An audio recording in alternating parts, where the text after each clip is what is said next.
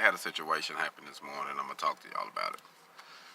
So I'm at this contract, and I pull in, put my stuff in there to get started, and the guy, the owner of the company, was talking to his employees in there, and I guess today he woke up on the wrong side of the bed.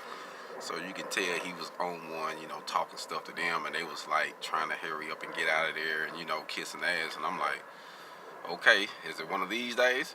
So I, grab my things and get to going over there to where I'm gonna be doing some fabrication in, and then he started saying some slick shit. I looked at him like, man, I don't have nothing to do with that. That's with your workers.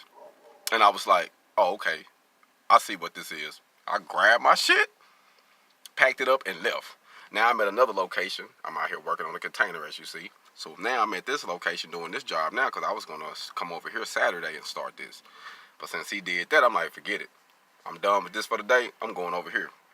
So needless to say, maybe a few hours after I was gone, probably three, so 2, 3 hours after I was gone, he called me while I was working, so I didn't really, get a chance to answer the phone call. Well, I called him back and I was like, yeah, what's going on? He was like, man, I'm sorry about this morning. Yeah, I know I probably kind of came off kind of wrong. You know what I mean? I was like, yeah, that's why I left. I said, because I'm not a good ass kisser. I don't do that.